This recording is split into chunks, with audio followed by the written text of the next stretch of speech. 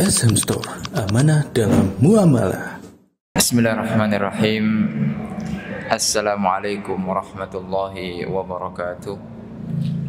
Innal hamdalillah nahmaduhu wa nasta'inuhu wa nastaghfiruh wa na'udzu billahi ta'ala min shururi anfusina wa min sayyiati a'malina. May yahdihillahu fala mudilla lahu wa may yudlil fala hadiya lahu. Asyhadu an la ilaha illallah wahdahu la syarika lah wa asyhadu anna Muhammadan abduhu wa rasuluh. Qala Allahu rabbuna tabaraka wa ta'ala, ya ayyuhalladzina amanu taqullaha haqqa tuqatih wa la tamutunna illa wa antum muslimun. Alhamdulillah, bersyukur kita kepada Allah Rabbuna tabaraka wa ta'ala di kesempatan yang berbahagia ini kita bisa duduk di majelis ilmu untuk kembali mengkaji firman Allah Subhanahu wa taala dan hadis-hadis Rasul sallallahu alaihi wasallam. Tentunya untuk kemudian menambah ilmu kita sebagai bekal menghadap Allah Subhanahu wa taala, yang kemudian ilmu itu akan mengantarkan kita kepada amalan-amalan saleh. Pada kesempatan kali ini kita akan membahas suatu tema yang berat, ya, suatu tema yang berat, akan tapi mau tidak mau kita harus membahasnya, yaitu tentang masalah istiqomah. Istiqomah itu kalimat yang gampang sekali diucapkan, akan tetapi realita, kenyataan di dalam kehidupan sehari-hari tidak mudah. Tidak seperti membalikkan telapak tangan. Ini berlaku di semua orang, baik itu orang alimnya, baik itu orang awamnya. Tentang perkara istiqomah ini berat. Oleh karenanya, walaupun itu perkara yang berat, mau tidak mau kita harus membahasnya. Mau tidak mau kita harus kemudian mengilmuinya tentang masalah istiqomah itu. Karena kita dituntut untuk bisa istiqomah, ya, kita dituntut untuk bisa istiqomah walaupun itu jalannya terjal, walaupun jalannya itu tidak mudah, banyak godaan, karena syaitan sudah bersumpah di hadapan Allah Subhanahu wa taala untuk senantiasa mengganggu anak Adam, untuk senantiasa mengganggu, ya, manusia, menyesatkan manusia dari jalan Allah Subhanahu wa taala. Ma'asyiral muslimin rahimani wa rahimakumullah. Kita akan membahas beberapa kaedah-kaedah tentang permasalahan istiqamah. Ya, minimal yang akan kita bahas insyaallah ada 10, ya, tentang kaedah-kaedah di dalam masalah istiqamah.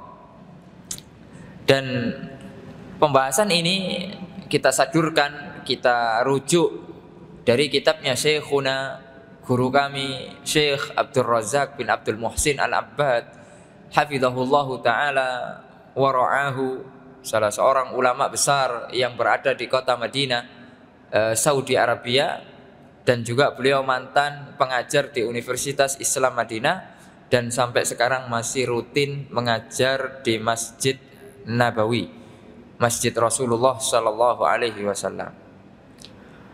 Di antara kaidah yang pertama, ma'asyiral muslimin rahimani wa rahimakumullah, yaitu bahwasanya istiqomah adalah anugerah dari Allah Subhanahu wa taala. Seseorang yang bisa istiqomah itu adalah anugerah, pemberian dari Allah Subhanahu wa taala. Ya. Semata-mata dari Allah Subhanahu wa taala, merupakan karunia yang besar dari Allah Subhanahu wa taala. Dan Allah Subhanahu wa taala tidak memberikan petunjuk kepada siapa saja, tapi kepada orang-orang yang dikehendaki oleh Allah Subhanahu wa taala. Sebagaimana firman-Nya di dalam surat Yunus, Allah Subhanahu wa taala mengatakan, wallahu yad'u ila daris salam wa yahdi may yasha'u ila siratim mustaqim. Ya, Allah Subhanahu wa taala mengajak manusia ke Darussalam. Apa arti Darussalam itu? Dar, rumah, salam, keselamatan, rumah keselamatan, yaitu surga Allah Subhanahu wa taala, ya, Darussalam. Dan kemudian Allah Subhanahu wa taala memberikan petunjuk kepada siapa saja yang Allah Subhanahu wa taala kehendaki ke jalan yang lurus.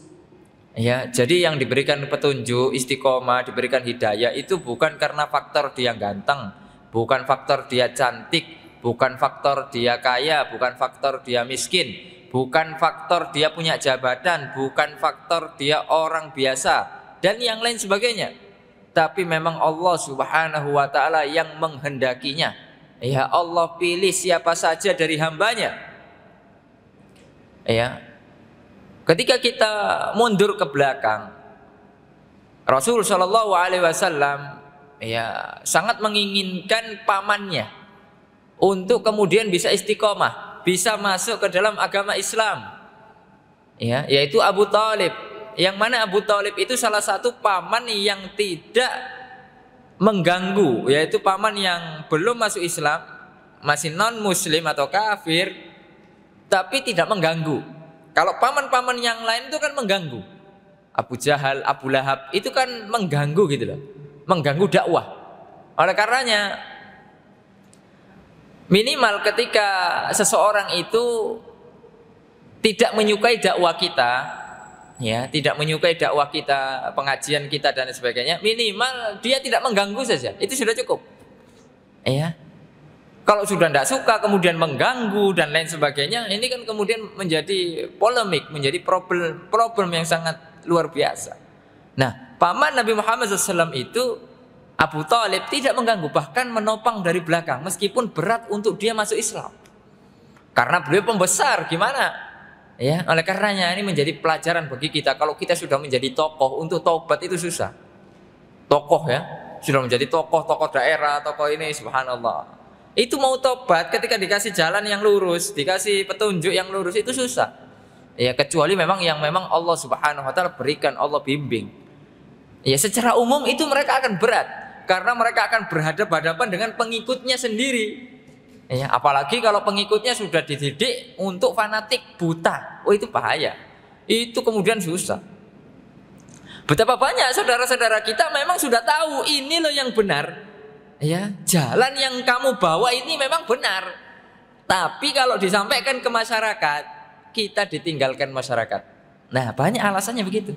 Subhanallah. Itu kan berarti menunjukkan bahwasanya dakwahnya bukan untuk Allah, tapi hanya untuk manusia. Nah, Abu Thalib yang begitu besar jasanya untuk Islam, menopang, akan tapi dia tidak masuk Islam.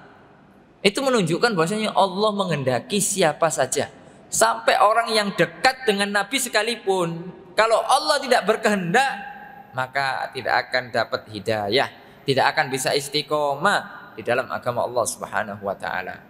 Sampai kemudian turun ayat Allah Subhanahu wa taala mengatakan innaka la tahdi man ahbabta walakinallaha yahdi may yasha. Wahai Nabi Muhammad, kata Allah, ya engkau tidak bisa memberikan hidayah kepada orang yang engkau cintai. Ya, tidak bisa. Nabi Muhammad SAW mencintai pamannya secara tabiat karena masih ada kekerabatan. Karena kalau kita mencintai orang-orang kafir secara ibadah, cinta karena Allah itu tidak boleh, haram hukumnya.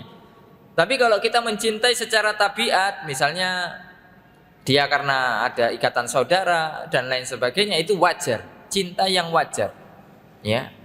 Sampai kemudian engkau tidak akan bisa memberikan hidayah kepada orang yang engkau cintai, akan tapi Allah, walakinallaha yahdi may yasha. Akan tapi Allah lah yang memberikan hidayah kepada siapa saja. Ya. Kalau kemudian kita lihat Bilal bin Rabah, ya, yang mohon maaf secara fisik beliau, ya, dan kemudian secara ibaratkan status sosialnya budak, ya, hitam dan lain sebagainya. Ya, itu sering orang memandangnya remeh. Akan tapi Allah kasih hidayah. Itu membuktikan bahwasanya Allah memberikan hidayah kepada siapa saja yang dikehendakinya. Itu murni hidayah, istiqomah, murni anugerah dari Allah Subhanahu wa taala. Allah Subhanahu wa taala juga berfirman di dalam Al-Qur'an, walladzina kazzabu biayatina. Ya, orang-orang yang mendustakan ayat-ayat kami, ya, yaitu mereka yang summun peka wa bukmun bisu fid dzulumat, di dalam kegelapan. May yasha'illahu yudlilhu, yang Allah Subhanahu wa taala kehendaki mereka akan disesatkan, wa may yasha' yaj'alhu ala siratim mustaqim, dan yang dikehendaki oleh Allah Subhanahu wa taala mereka akan mendapatkan hidayah ke jalan-jalan yang lurus. Sampai kemudian Abu Thalib sampai matinya tidak mendapatkan hidayah dari Allah Subhanahu wa taala, mati di atas agama Abdul Muttalib. Ya. Ma'asyiral muslimin rahimani wa rahimakumullah. Oleh karenanya istiqomah itu berada di tangan Allah Subhanahu wa taala. Siapa yang menginginkannya berarti mintanya kepada siapa? Kepada Allah Subhanahu wa taala, karena itu murni dari Allah. Ya. Dan bersungguh-sungguh di dalam meminta istiqomah kepada Allah Subhanahu wa taala. Ya, di dalam sebuah hadis yang sahih ya dari ibunda kita Aisyah radhiyallahu taala anha, bahwasanya beliau pernah ditanya dengan sesuatu bacaan apa? Dengan suatu bacaan apa Nabi Muhammad sallallahu alaihi wasallam memulai salat malamnya? Ya. Nabi rutin untuk qiyamul lail, salat malam. Ya. Maka Aisyah radhiyallahu taala anha menjawab, jika beliau bangun pada malam hari, maka beliau memulai bacaan salatnya dengan membaca ini yang disunahkan. Ketika kita salat tahajud, ya, doa iftitah yang disunahkan adalah sebagai berikut. Ya Allahumma rabb Jibril. Ya. Ya Allah, Engkau adalah Rabbnya Jibril. Jibril nama lain dari apa? Jibril. Bisa beliau bernama Jibril, dipanggil Jibril ataupun Jibril. Ya. Dalam konteks hadis ini Jibril, wa Mikail, Rabbnya Mikail, wa Israfil, Rabbnya Israfil. Ya, ini adalah nama-nama para malaikat. Fatiras samawati wal ardh. Ya, kemudian Allah Subhanahu wa taala yang menciptakan langit dan bumi. Alimul ghaibi wasyahadah, Allah yang maha mengetahui yang gaib ya dan yang nampak. Anta tahkumu baina ibadika fima kanu fihi yakhtalifun. Ya, engkau yang kemudian membebaskan ya atau menghukumi ya perselisihan antara hamba-hambamu ya Allah. Ya, kemudian ihdini, berikanlah aku hidayah limakhtulifa fihi minal haq, yang kemudian itu diperselisihkan mana yang benar, orang-orang masih bingung, berikan aku hidayah agar aku betul-betul mengenal yang benar. Oleh karena ada sebuah doa, Allahumma arinal haqqo haqqo, ya Allah berilah aku petunjuk jalan yang memang benar itu benar, wa arinal batilal batila, dan berilah petunjuk memang itu batil betul-betul batil. Ya, jadi yang hak-hak, batil-batil.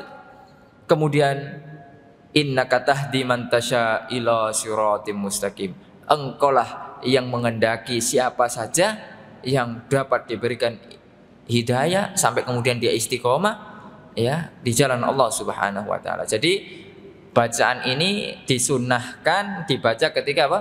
Salat malam ya. Jadi doa iftitahnya ketika salat malam disunnahkan ini. Ya, dan ini yang rutin dibaca Nabi Muhammad sallallahu alaihi wasallam. Ya, walaupun boleh saja kita memakai doa-doa yang sudah mungkin sering kita baca ya, Allahumma ba'id baini, ya, kemudian ini wajjahtu, kemudian dan yang lainnya, boleh saja. Tidak membaca doa iftitah pun juga boleh, ya.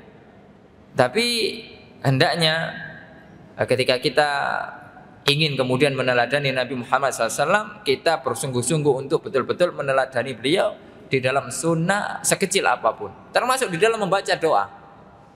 Ya, saya ulangi, Allahumma rabba Jibril wa Mikail wa Israfil fatiras samawati wal ard alimal ghaibi wasyahada anta tahkumu baina ibadika fima kanu fihi yakhtalifun ihdini limakhtulifa fihi minal haqqi biidnik innaka tahdi man tasya ila siratim mustaqim. Ya. Ini menunjukkan bahwasanya betapa Nabi Muhammad SAW sangat semangat. Beliau dijamin surga, beliau diampuni dosa-dosanya, tapi masih minta hidayah, masih minta istiqomah. Ya, ini kan pengajaran, ini kan contoh yang luar biasa dari orang terbaik.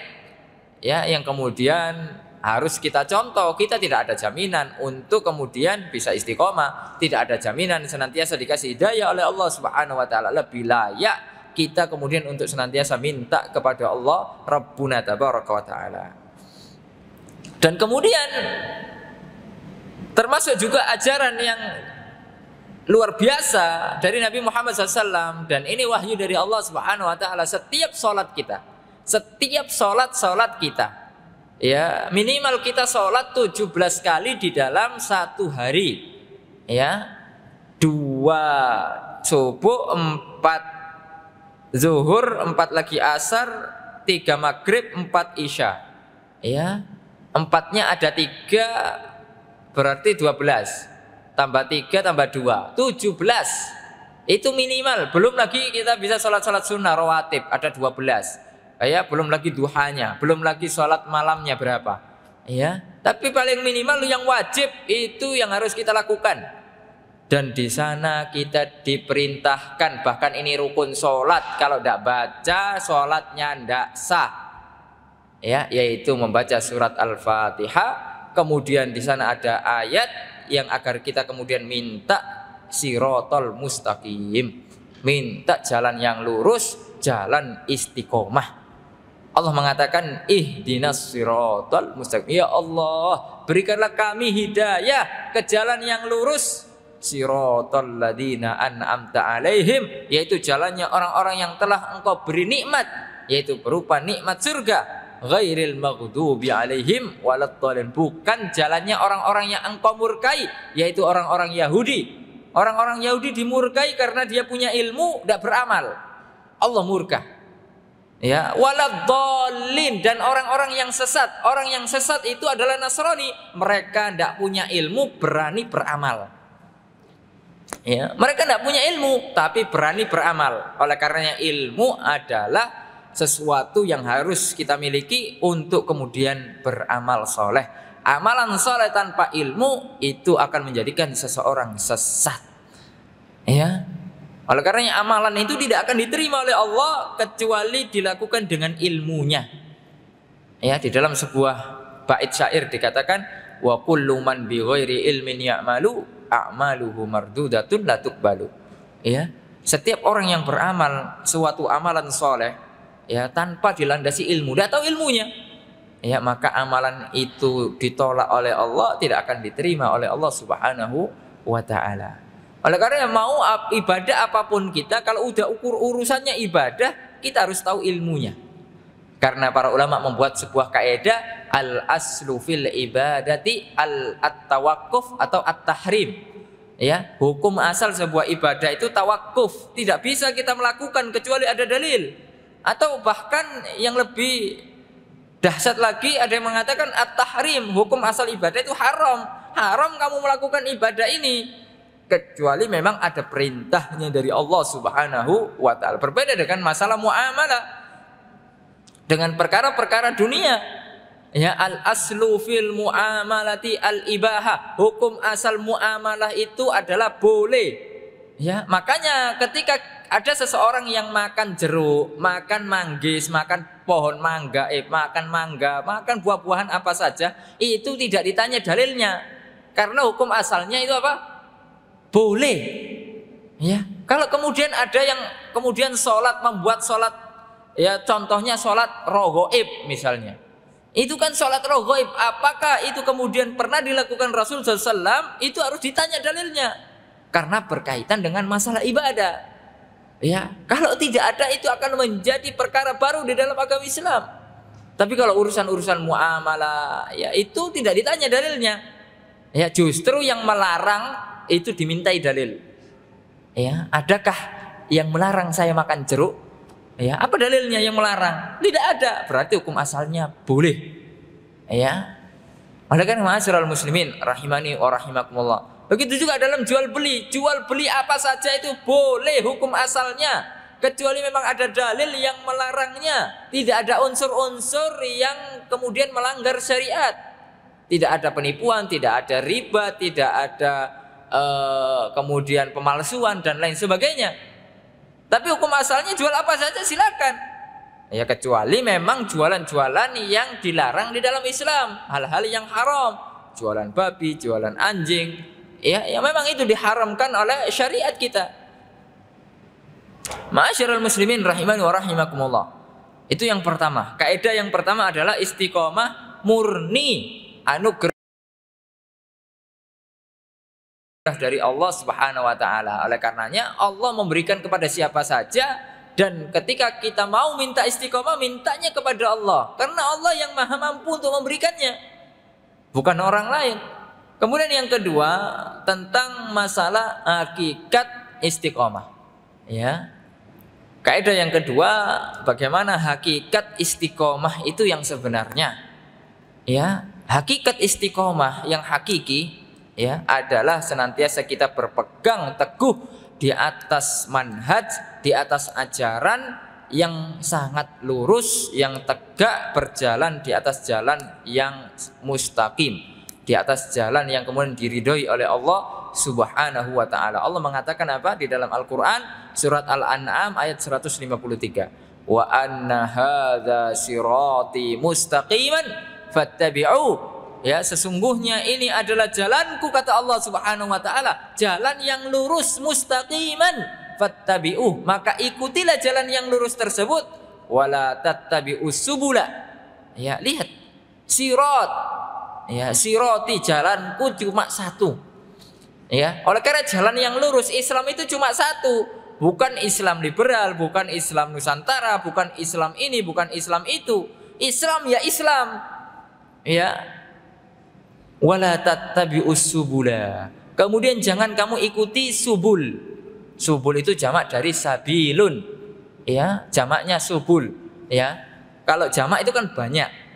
Jangan ikuti jalan-jalan yang banyak.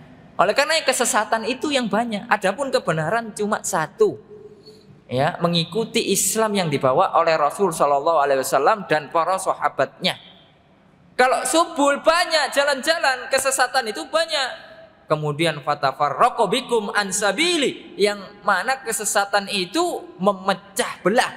Oleh karena kebid'ahan, kesesatan itu semuanya membuat kita terpecah belah dari jalan yang hakikat yang sesungguhnya, dari jalan yang lurus, dari siratal mustaqim. Kemudian Abu Bakar As-Siddiq radhiyallahu taala anhu pernah mengatakan, ya, ketika beliau mentafsirkan firman Allah Subhanahu wa taala, innal ladzina qalu rabbunallah tsumma istaqamu. Sesungguhnya orang-orang yang berkata bahwasanya Rabb kami adalah Allah Subhanahu wa taala, beriman kepada Allah, kemudian mereka istiqomah. Beliau mengatakan, Abu Bakar As-Siddiq, sahabat yang mulia, sahabat yang dijamin masuk surga oleh Allah Subhanahu wa taala, mereka adalah orang-orang yang tidak menyekutukan Allah, ya, tidak berbuat syirik dengan sesuatu apapun.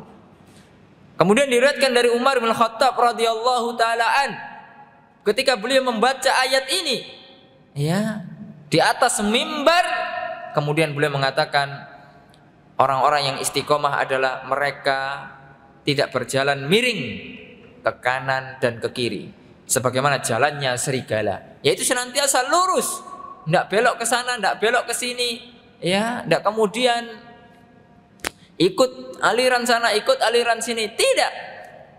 Ya, mauqifnya jelas, mauqifnya betul-betul jelas, berjalan di atas siratal mustaqim.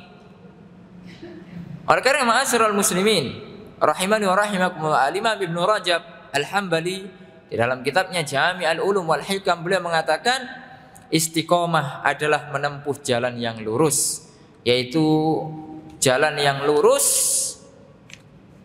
adalah agama yang tegak lurus tanpa adanya kebengkokan sedikit pun, ya, baik ke kiri maupun ke kanan, yang mencakup di dalamnya semua perbuatan ketaatan, ya, baik itu yang tampak, yang lahiriah, ataupun yang tersembunyi, yaitu batiniyah, dan kemudian meninggalkan segala macam larangan yang telah Allah Subhanahu wa taala larang, sehingga menjadikan wasiat ini untuk kemudian istiqomah merupakan wasiat yang mencakup seluruh dari cabang agama. Ya, oleh karenanya ma'asyiral muslimin rahimani wa rahimakumullah, ini yang menjadikan kemudian istiqomah itu berat.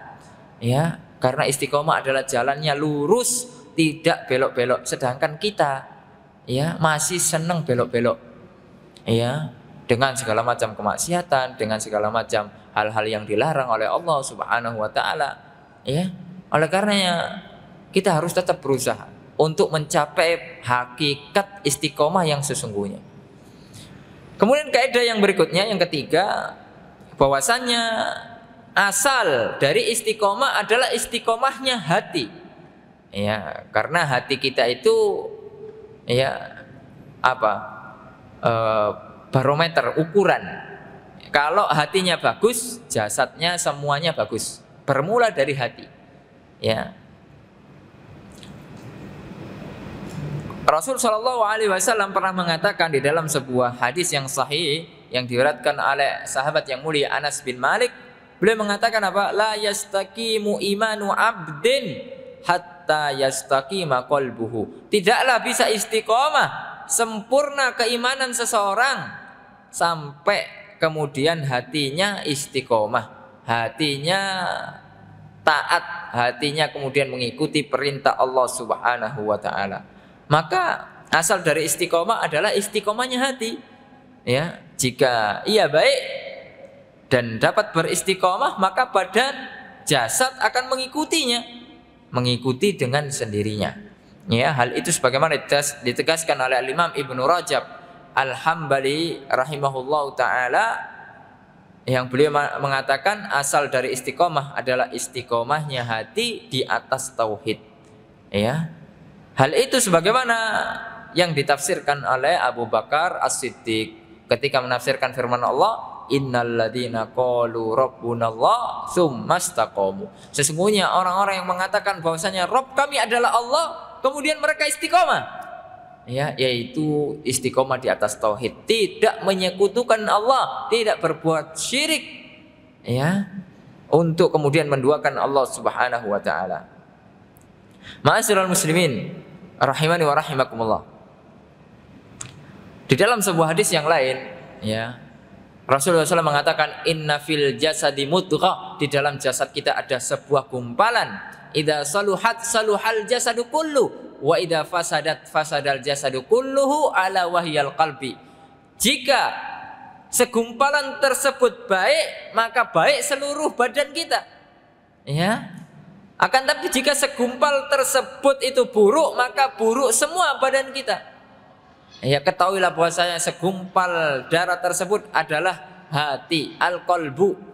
Ya, oleh karena ma'asyiral muslimin rahimani wa rahimakumullah. Ya, pentingnya kita menjaga hati kita. Ya, pentingnya kemudian kita mensucikan, membersihkan hati-hati kita. Sekarang hati kita ini penuh dengan kotoran, penuh dengan segala macam penyakit. Hati kita ini sedang sakit. Ya. Kalau hati itu sedang sehat-sehat saja, dia akan merasakan kenikmatan ketika beribadah. Akan merasakan ya, betul-betul ya merasa nyaman dengan ibadah. Akan tapi kalau hatinya sakit, pengen cepat-cepat selesai. Pengen segera ya, apa namanya? Ya selesai gitu saja. Dahulu Rasulullah SAW ya, dan para sahabatnya yang mereka memiliki hati-hati yang sehat, ketika mereka membaca Al-Quran itu mereka sampai menikmati, bahkan di dalam sholat-sholat mereka. Rasul pernah di dalam sholatnya itu membaca apa? Al-Baqarah, Ali Imran, An-Nisa, itu 5 juz dalam 1 rakaat. Ya, itu hatinya bersih. Ya, ibaratkan sekarang lah, hati yang sakit dengan hati yang sehat itu ibaratkan kita, ibaratkan orang gitu ya. Kan ada orang yang sakit, ada orang yang sehat. Orang yang sehat itu ketika dihidangkan makanan, makanan apa saja, masya Allah, ya lahap dia dimakan, alhamdulillah. Adapun orang yang sakit dihidangkan makanan seenak apapun, semahal apapun, hati yang sakit, orang yang sakit tidak akan bisa makan. Tidak nafsu, ya. pahit semua rasanya. Walaupun dipaksa, walaupun kemudian dikasih pemanis misalnya, itu tidak enak. Ya. Begitu juga ma'asyiral muslimin rahimani wa rahimakumullah. Ya, ketika hati kita sakit, maka segala macam ketaatan itu rasanya hambar, tidak bisa kita menikmati ketaatan tersebut. Ya. Bahkan kita hanya sekedar menunaikan kewajiban. Ya. Jadi yang penting udah sholat gitu ya. Padahal di dalam sholat itulah kita beristirahat, kita berinteraksi dengan Allah Subhanahu wa taala. Kita kemudian mengadu keluhan-keluhan kita kepada Allah, ya. Kita kemudian meminta segala hajat kita kepada Allah Subhanahu wa taala. Itu yang kemudian ma'asyiral muslimin rahimani wa rahimakumullah, maka asal dari istiqomah adalah istiqomahnya hati. Maka kita jaga hati kita agar jangan sampai terkotori dengan kotoran-kotoran, yaitu dari kotoran syubhat ataupun syahwat. Karena kotoran hati secara garis besar ada dua saja. Ya, dari syubhat yaitu yang merusak, ya, berbentuk apa? Pemikiran-pemikiran yang menyimpang, pemahaman-pemahaman yang menyimpang. Begitu juga dari sisi syahwat. Ya, dari sisi syahwat yaitu berupa harta, tamak dengan harta, kemudian tergoda oleh wanita, yang wanita tergoda oleh laki-laki, dan yang lain sebagainya. Ya, kemudian demi apapun dilakukan hanya untuk meraih jabatan, hanya untuk mengejar kekuasaan, ya, tanpa mengenal halal haram. Itu semuanya adalah bentuk fitnatus syahwat. Ya, fitnah syahwat yang menghancurkan, ya, kita, yang menghancurkan kita semua. Kemudian yang keempat, kaidah yang keempat bahwasanya menepati istiqomah. Ya, betul-betul kita harus istiqomah, kalaupun tidak bisa sepenuhnya, minimal mendekatinya. Ya, minimal ya berusaha untuk kemudian bisa istiqomah gitu ya. Bahwasanya kita tahu bahwasanya istiqomah kan berat, sudah kita katakan. Kita membahas sesuatu yang berat, bukan sesuatu yang mudah. Ya. Kalau kita membahas sesuatu yang berat, otomatis ketika kita realisasikan di dalam kehidupan sehari-hari, itu kan berat juga. Ya. Maka minimal ketika kita tidak bisa sepenuhnya istiqomah, minimal mendekatinya. Rasul Shallallahu Alaihi Wasallam bersabda di dalam sebuah hadis yang sahih diriwayatkan oleh Imam Bukhari dan Muslim, saddidu wa qaribu. Ya, saddidu itu apa? Sempurnakanlah istiqomah kamu. Kalau bisa kita sempurna untuk istiqomah, bagus. Tapi apakah kita bisa seperti itu? Ya, susah, sulit. Akan tapi Rasulullah SAW mengatakan minimal wa qaribu, mendekatlah dengan perkara istiqomah. Ya, yaitu jangan jauh-jauh dari istiqomah. Ya, kita harus berusaha semaksimal mungkin untuk bisa istiqomah. Maka yang dituntut dalam masalah istiqomah adalah sadat, yaitu sepenuhnya. Sedangkan sadat, ya, maknanya adalah sesuai dengan syariat, sesuai dengan sunnah. Nabi Muhammad SAW pernah mengatakan kepada Ali radhiyallahu taala anhu, ya, ketika Ali meminta doa kepada Nabi, ya, kemudian Nabi mengajarkan doa kepada Ali, Allahumma hdini, ya Allah berikanlah aku hidayah, Allahumma wasaddidni, ya, berikanlah aku bisa mengerjakan atau berkesesuaian dengan sunnah, ya, melakukan sesuatu itu sesuai dengan sunnah. Nabi Muhammad SAW pernah bersabda di dalam sebuah hadis, wadhkur bil huda hidayatakat tariq wassadadi sadadas sahmi. Ingatlah dengan hidayah, yang mana dengan hidayah tersebut engkau berada di atas jalan yang lurus, dan dengan sadat, dengan ketepatan di atas sunnah, seperti tepatnya anak panah yang mengenai sasarannya. Ya, jadi minimal kalau kita belum bisa sepenuhnya mengerjakan segala macam perintah Allah, ya, menjauhi segala larangan Allah, minimal berusaha untuk senantiasa mendekati, ya, mendekatinya. Jangan kemudian kita menjauhinya, ya. Ma'asyiral muslimin rahimani wa rahimakumullah. Allah Subhanahu wa taala berfirman dalam Al-Qur'an, "Wastaqimu ilaihi wastaghfiruhu." Allah mengatakan, maka tetaplah kalian pada jalan yang lurus, ya, yaitu untuk menuju Allah Subhanahu wa taala, dan mohon ampunlah kepada Allah dari kekurangan-kekurangannya. Ya. Walaupun kita sudah sholat, tapi kan Allah mengajarkan setelah sholat apa? Kita beristighfar. Ya, karena pasti di dalam sholat kita ada kekurangan-kekurangannya, ya, kelalaian-kelalaiannya. Apalagi, ya, banyak dari kita kalau sholat itu malah, ya, yang tadi tidak ingat ketika sholat itu ingat, ya.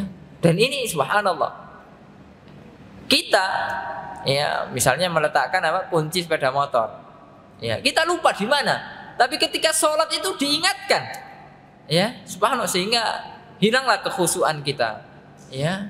Oleh karenanya ma'asyiral muslimin rahimani wa rahimakumullah, untuk itu kemudian disyariatkan kita setelah sholat untuk kemudian beristighfar, mohon ampun atas segala kekurangan yang telah kita lakukan di dalam sholat kita. Itu mengajarkan apa?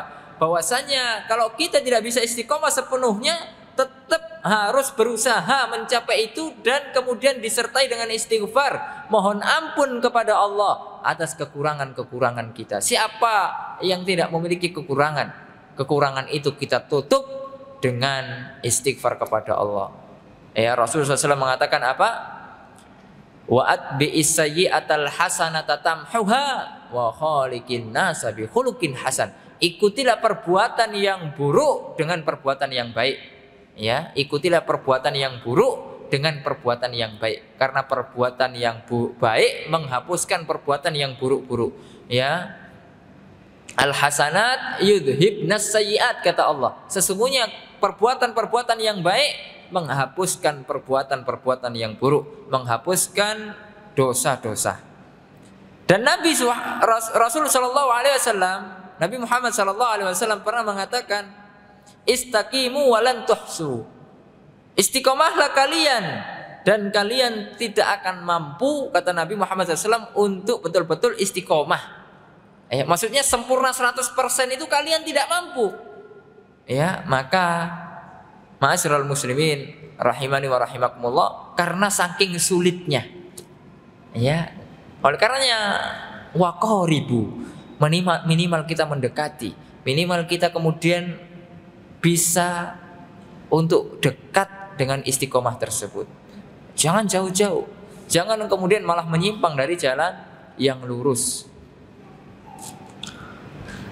Ma'asyiral muslimin rahimani wa rahimakumullah.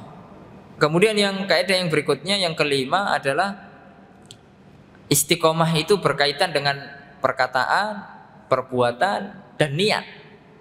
Ya, istiqomah itu berkaitan dengan apa? Perkataan, perbuatan, dan niat. Ya, berarti niat itu kan di dalam hati. Istiqomah yang dituntut dari seorang muslim, ya, adalah istiqomah dalam segala macam hal. Ya, kalau dalam masalah hati tadi itu kan asalnya, ya, tapi juga dituntut kemudian di dalam perkataan dan perbuatannya harus istiqomah. Ya, ma'asyiral muslimin rahimani wa rahimakumullah. Al-Imam Ibnul Qayyim mengatakan di dalam kitabnya Madarijus Salikin, beliau mengatakan istiqomah erat kaitannya dengan apa? Perkataan, perbuatan, keadaan, dan juga maksud dan keinginannya, yaitu tentang masalah hati. Rasul Shallallahu Alaihi Wasallam bersabda di dalam sebuah hadis yang diriwayatkan oleh Anas bin Malik, ya, la yastaqimu imanu abdin hatta yastaqima qalbuhu. Sudah kita sebutkan hadis tersebut. Tidak akan istiqomah seorang hamba sampai istiqomah hatinya. Wala yastaqimu qalbuhu hatta yastaqima lisanuhu.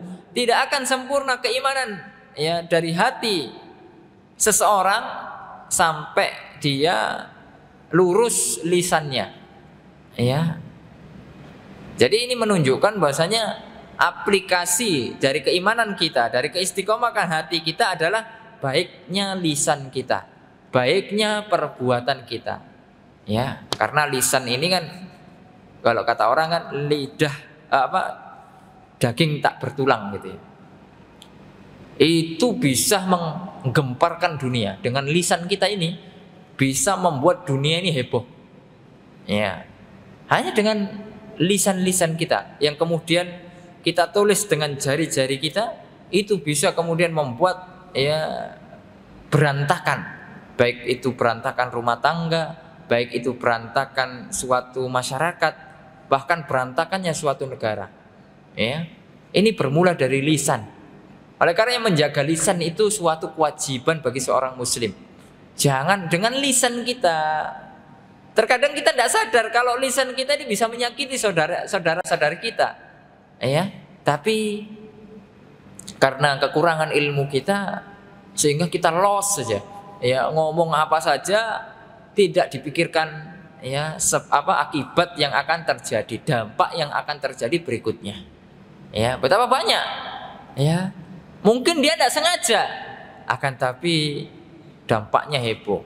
Ya, dampaknya dahsyat sekali, bisa mencerai-beraikan hubungan suami istri, bisa mencerai-beraikan hubungan antara anak dengan orang tua, bisa mencerai-beraikan hubungan antara guru dengan murid. Ya, hanya dengan lisan. Ya, betapa banyak sekarang terjadi demikian. Provokator-provokator, ya, namam, orang-orang yang suka mengadu domba. Ya, hanya kemudian dia apa yang didengar A, yang disampaikan B. Ini kan ngeri. Ya. Betapa banyak itu terjadi. Oleh karenanya istiqomah itu berkaitan dengan hati, lalu aplikasinya betul-betul terrealisasi. Ya, di perkataan kita, di perbuatan kita. Ma'asyiral muslimin rahimani wa rahimakumullah. Kemudian yang berikutnya, yang keenam, tidak ada istiqomah kecuali hanya untuk Allah. Ya, bersama Allah dan berjalan di atas perintah Allah. Ya, jadi semuanya tujuan dari istiqomah itu menujunya kepada Allah. Bukan istiqomah untuk manusia, tidak. Kita istiqomah, berusaha untuk istiqomah, untuk kemudian menetapi jalan yang lurus ini, tidak bengkok, tidak kesana kemari. Itu hanya untuk Allah. Itu karena Allah. Walaupun Allah tidak butuh, itu kita yang membutuhkan. Sering saya katakan bahwasanya kita ibadah itu Allah tidak butuh dengan ibadah kita, tapi justru kitalah yang butuh terhadap hal tersebut. Kita ngaji, setiap hari ngaji, setiap hari sholat, itu kita sendiri yang butuh sebagai bekal kita menuju Allah Subhanahu wa ta'ala. Kita tidak akan membawa apa-apa ketika kita dimasukkan ke dalam kuburan. Yang akan kita bawa adalah amalan soleh. Rasulullah SAW pernah mengatakan, yatba'ul janazata salasun. Jenazah itu ketika diantarkan ke kuburan itu diikuti oleh 3 hal. Maluhu wa ahluhu wa amaluhu. Hartanya, keluarganya, dan amalannya. Fayarji usnani. Kemudian 2 dari 3 itu kembali pulang, yaitu maluhu wa ahluhu. Sekaya apapun kita, ma'asyiral muslimin, bapak-bapak, ibu-ibu yang saya cintai karena Allah, sekaya apapun kita, ketika kita mati, harta kita tidak akan ikut dikuburkan. Walaupun itu hanya cincin emas kita, walaupun itu hanya kalung emas kita, ibu-ibu. Ya, bapak-bapak, walaupun jamnya itu, apa jam paling mahal tuh? Apa jam paling mahal apa? Rolex, ya. Itu tidak akan ikut. Ya, tidak akan ikut dikuburkan. Ya, bahkan bisa jadi langsung dijual oleh ahli warisnya, ya, diperebutkan. Tidak akan dibawa. Itu dalam hal-hal yang kecil, apalagi harta-harta yang ukurannya besar, mobil, rumah, apa sih? Tidak akan mungkin. Pulang dia. Mungkin kita diantarkan di kuburan itu dengan mobil mewah kita, ya, Alphard kah, ya, apakah itu kah? Tapi tidak mungkin Alphard itu dikuburkan juga. Dia akan pulang. Begitu juga dengan keluarga kita, punya anak sebanyak apapun, yang kita cintai, yang kita sayangi, kita didik dari kecil sampai besar. Tidak akan mungkin mereka menemani kita, walaupun itu 1 menit, 2 menit. Tidak mungkin dia mau dikuburkan bersama kita. Pulang mereka. Terus siapa yang setia menemani kita itu? Yaitu wa yabqa wahid, kata Rasulullah SAW, akan tetap bersama kalian satu hal, yaitu amaluhu, amalan soleh kita. Karena kita sangat butuh dengan amalan soleh ini, ya. Kita sangat butuh zikir kita kepada Allah, kajian-kajian kita, duduk kita di majelis ilmu, ya. Kemudian amal soleh yang lain, salat-salat kita, yang laki-laki salat-salat berjamaahnya, mencari nafkahnya, yang ibu-ibu mendidik anaknya, menjaga kehormatan suaminya, ya. Itu semuanya kita yang butuh. Jadi jangan kemudian, kenapa ya saya kok ibadah terus gitu ya? Ya, kenapa kok kajiannya terus? Kenapa kok ngaji terus? Kenapa kok ibadah terus? Jangan ada pikiran seperti itu. Itu kembalinya manfaatnya untuk kita sendiri. Ya, bukan untuk orang lain, untuk kita sendiri. Ya. Oleh karena ya ma'asyiral muslimin, rahimani wa rahimakumullah, kembali lagi kepada kaidah yang ke berapa tadi? Kelima ya. Keenam, ya, bahwasanya kita istiqomah itu untuk Allah, karena Allah, bukan karena manusia. Jadi kalau kita istiqomah karena manusia, ya itu tandanya tidak ikhlas.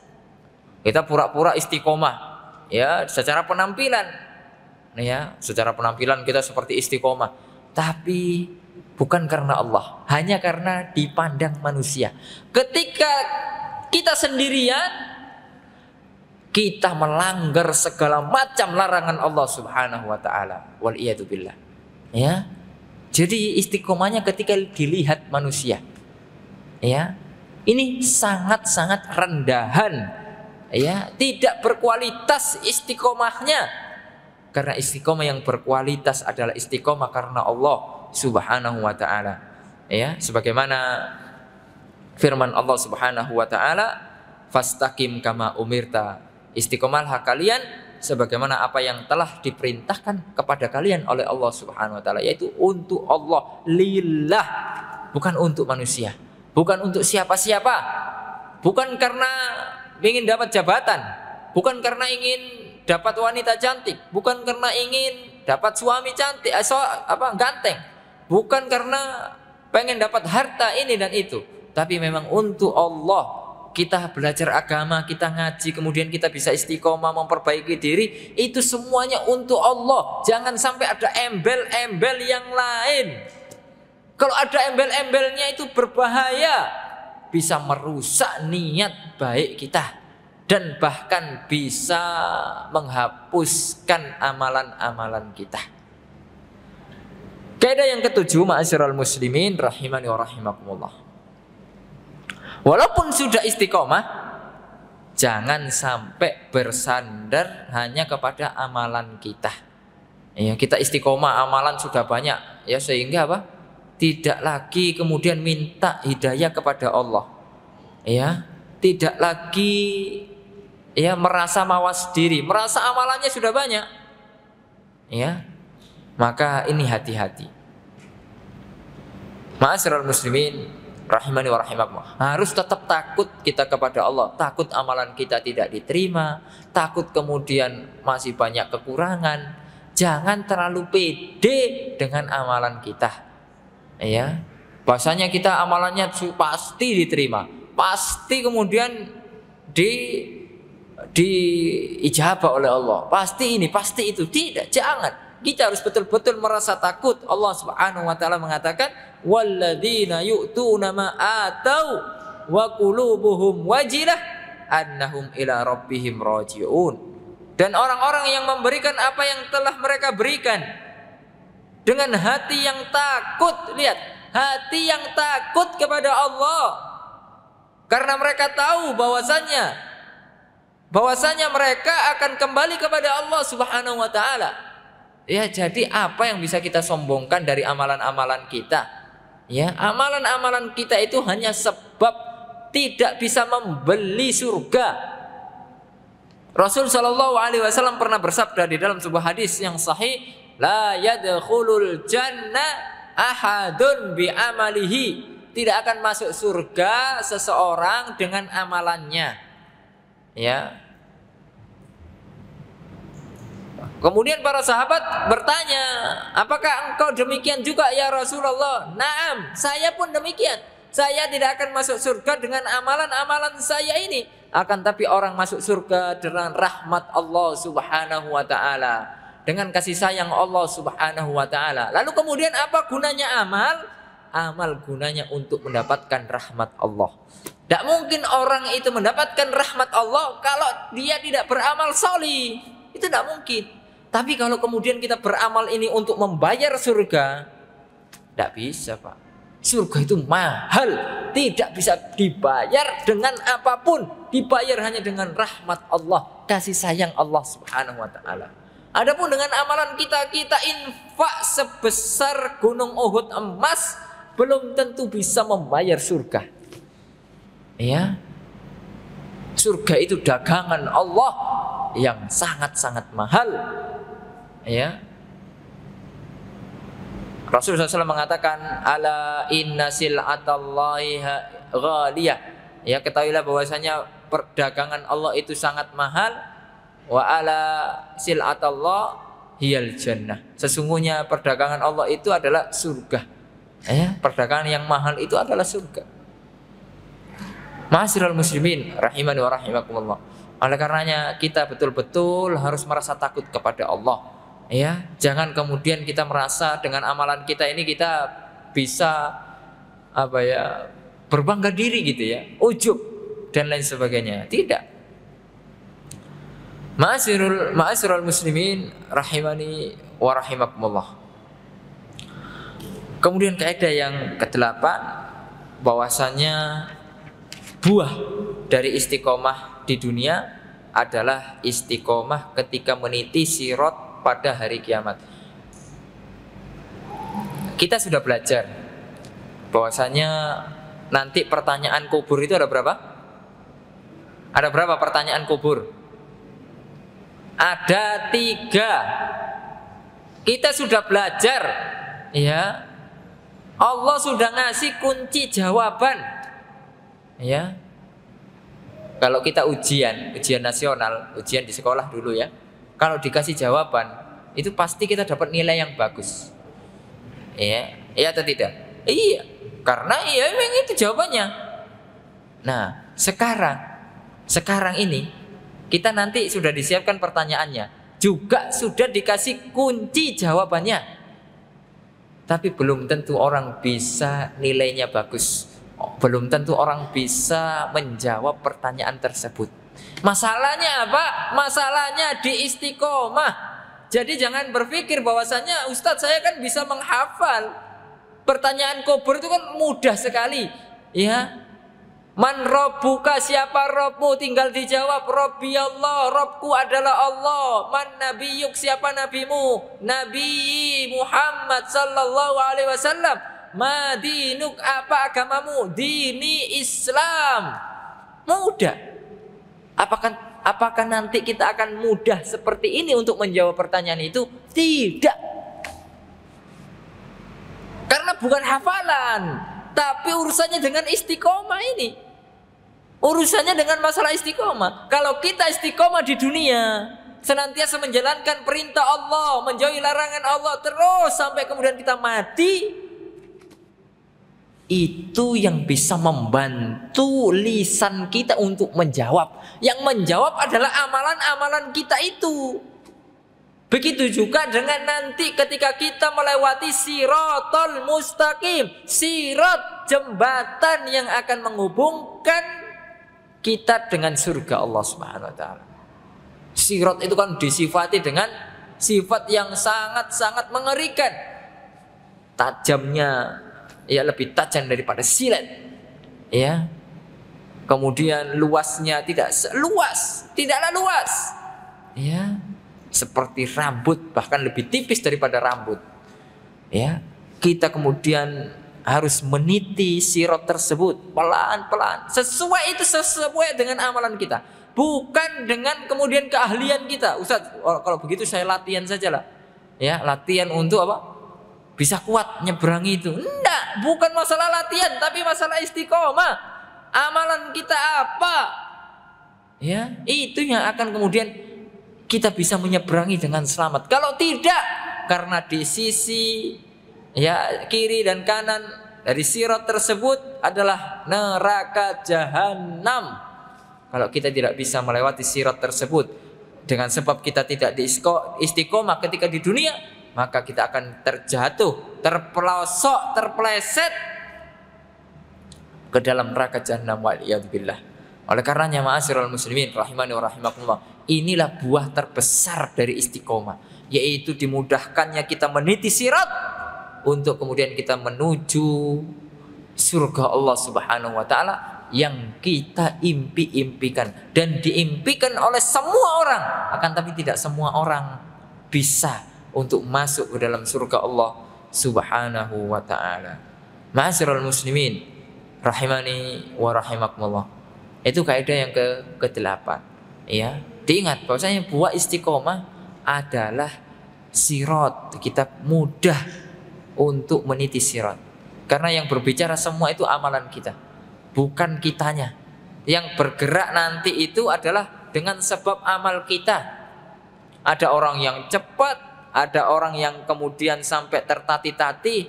Itu semua tergantung amalannya, ma'asyiral muslimin rahimani wa rahimakumullah. Kemudian yang berikutnya kaidah yang ke-9, ya. Ke berapa? 8 ya? 9. Nah, 9. Syubhat dan kemudian syahwat adalah penghalang dan pemutus daripada istiqomah. Sudah kita sebutkan ya sebelumnya bahwasanya syubhat, ya penyimpangan, aliran-aliran sesat, kita ikut kelompok sesat itu adalah penghalang daripada istiqomah. Kemudian syahwat, kita menuruti hawa nafsu kita, walaupun kita sudah ngaji tapi hawa nafsu kita turuti terus. Ya. Hawa nafsu itu seperti apa? Anak bayi. Hawa nafsu itu seperti apa? Anak bayi. Kalau anak bayi itu kita terus ya ditetei sama ibunya, tidak disape, ya itu bisa sampai berkumis, bisa sampai berjenggot, itu netek terus, ya. Oleh karena nafsu kalau dituruti seperti itu, ya, oleh karenanya harus disape, harus kemudian fitom kalau di dalam bahasa Arab itu, ya, diberhentikan. Oleh karenanya di dalam syariat wa fisaluhu fi amain, sape itu 2 tahun, ya. Anak itu sudah harus disape dari menyusu kepada ibunya itu 2 tahun, ya. Tidak kemudian dibiarkan. Mungkin ketika disape anak akan nangis, akan rewel, itu tidak masalah, ya, itu tidak mengapa. Jangan kemudian dituruti terus. Begitu dengan hawa nafsu, harus betul-betul ditekan agar kemudian hawa nafsu itu tidak liar, ya. Kita punya syahwat, kita punya nafsu, itu rezeki dari Allah, ya. Karena kalau kita tidak punya nafsu gimana? Ya, tidak akan bisa kita membedakan antara sate dengan sandal. Kalau kita tidak punya nafsu, semuanya sama. Ya, tidak punya nafsu, ya. Kalau kita punya nafsu, oh sate enak, oh itu kan nafsu itu. Sate enak, oh, sandal pahit, tidak bisa dimakan, ya.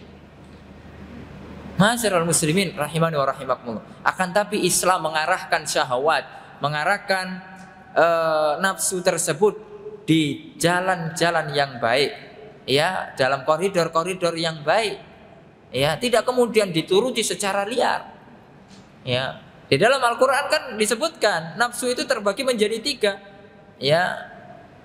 Yang pertama adalah ammarah bisu, ya. Inna nafsala ammaratum bisu, sesungguhnya nafsu itu mengarahkan kepada yang buruk, ya. Itu asalnya. Sehingga orang-orang yang tidak beriman kepada Allah Orang-orang yang tidak punya ilmu, tidak punya filter akan menuruti hawa nafsunya. Sampai kemudian ya, dia puas terhadap nafsunya tersebut. Ada kemudian namanya nafsul lawamah, yang mana nafsul lawamah ini baik. Dia senantiasa nafsu tersebut mencela dirinya. Kenapa kok tidak beramal soleh? Kenapa kok kemudian ketika pun beramal soleh, kenapa kok sedikit sekali? Ya, lawamah. Ya, yang buruk adalah yang nomor pertama. Yang nomor dua, nomor tiga ini adalah yang baik. Yaitu ada yang kemudian nafsul mutmainnah, nafsu yang baik, yang mana dia menerima segala macam, ya, keinginan-keinginannya itu sudah hal-hal yang positif semuanya. Ya, tidak ada pengaruh-pengaruh buruknya. Adapun yang pertama, ammarah bisu, memerintahkan kepada yang buruk. Ya, itu semua nafsu-nafsu yang buruk, nafsu-nafsu iblis, nafsu-nafsu syaitan. Dan kebanyakan kita didominasi dengan nafsu-nafsu tersebut. Kalau tidak kita belajar agama, kalau kita tidak punya filter terhadap agama Allah ini, kita akan tenggelam dengan ya nafsu tersebut. Betapa banyak saudara-saudara kita ya tenggelam di dunia-dunia yang gelap, dunia-dunia hitam, hanya karena tergoda dengan nafsunya. Orang-orang pecandu narkoba, orang-orang yang kemudian bekerja di tempat-tempat pelacuran, orang-orang yang kemudian kecanduan minuman khamar, orang-orang kecanduan main judi, itu semua mereka terkukung di dalam kubangan syahwat. Orang-orang yang kemudian serakah terhadap dunia, itu semua mereka terkukung dalam kukungan syahwat, dalam kemudian menuruti fitnah syahwat, yang itu sangat-sangat dimurkai oleh Allah Subhanahu wa taala. Ma'asyiral muslimin rahimani wa rahimakumullah. Oleh karenanya kita harus berhati-hati. Ya, begitu juga syubhat. Syubhat tidak kalah berbahayanya. Bahkan ini sangat-sangat berbahaya. Ketika kita sudah ngaji, ketika kita sudah mengenal sunnah, kemudian datanglah syubhat bahwasanya apa yang kita kerjakan ini tidaklah benar. Yang benar adalah itu, ya, dan lain sebagainya. Kemudian dirongrong dengan mulailah kita tidak percaya dengan guru-guru kita, ya. Kemudian kena syubhat karena mendengar ceramah orang-orang yang menyimpang. Ya, apalagi sekarang zaman informasi yang begitu cepat, sehingga syubhat itu begitu cepat untuk mengakar di otak kita. Informasi sekarang, kalau dulu kan kita dapat informasi itu, ya itu kan kita harus apa? Cari dulu. Ya, di apa? Koran. Di minimal orang punya TV itu dulu apa? Sangat sedikit sekali. Orang punya HP sangat sedikit sekali. Kalau enggak juragan tanah enggak punya HP dulu itu. Nah, kalau sekarang hampir semuanya kita punya HP. Anak TK pun sudah punya apa? HP. Makanya disitulah syaitan kemudian ya bermain. Banyak bermain di sana. Kemudian dikasihlah informasi, baik itu syubhatnya, baik itu syahwatnya. Orang yang tidak kena di syubhat, kemudian digoda dengan syahwat. Ya, ini yang kemudian kita harus hindari, karena itu semuanya adalah pemutus, penghalang seseorang daripada istiqomah. Ya, ma'asyiral muslimin rahimani wa rahimakumullah. Kemudian kaidah yang ke-10 dan kaidah yang terakhir yaitu tasyabbuh dengan orang-orang kafir termasuk perkara terbesar yang bisa memalingkan dari istiqomah. Ya, tasyabbuh dengan orang-orang kafir ya termasuk perkara terbesar yang bisa memalingkan kita dari istiqomah. Kira-kira umat Islam banyak enggak tasyabbuh dengan orang-orang kafir? Banyak enggak? Banyak. Contoh di kehidupan sehari-hari. Ya, di kehidupan masyarakat lah. Ulang tahun itu dari siapa, Pak? Ulang tahun itu ajaran Nabi atau bukan? Pernah nggak Nabi merayakan ulang tahun tiup lilin? Pernah nggak? Pernah? Tidak pernah. Padahal ya waktu itu masa nggak ada lilin? Ya, bisa jadi udah ada. Masa enggak ada api? Ya. Masa enggak bisa buat kue apa? Kue tar apa? Ya, yang untuk ulang tahun itu. Ya, masa enggak bisa buat itu? Ya. Subhanallah, tidak dilakukan. Itu kemudian budaya-budaya barat banyak sekali. Dengan adanya informasi-informasi yang cepat ini, budaya-budaya barat, budaya-budaya kafir gampang sekali kita serap. Bahkan sudah mengakar pada diri-diri anak-anak kaum muslimin. Ya, gaya rambut saja. Padahal di dalam Islam, ya, gaya rambut itu diperhatikan. Tidak boleh kita potongan koza. Koza itu motong setengah, ditinggalkan setengah. Nah sekarang dengan adanya informasi orang-orang melihat pemain-pemain sepak bola, opa-opa Korea, ya, dan kemudian dari drama-drama tersebut orang melihat, oh itu rambutnya seperti itu, sehingga kemudian para pemotong-pemotong rambut itu dibuatlah model-model itu, modelnya pemain bola fulan, modelnya penyanyi Korea fulan, sehingga ditiru, dicontoh, baik itu menyelisih syariat, ya, ataupun misalnya minimal pasti menyelisih syariat, ya, karena di sana terdapat koza, ya, yaitu motong setengah, meninggalkan setengah. Yang paling aman ya udah, ya, potong 1 senti, aman sudah, ya, atau habiskan semuanya, ya. Ma'asyiral muslimin rahiman. Itu diantara bentuk kecil. Belum lagi masalah-masalah yang besar, ya, belum lagi masalah-masalah yang besar. Padahal Rasulullah SAW mengatakan, man tasyabbaha biqaumin fahuwa minhum.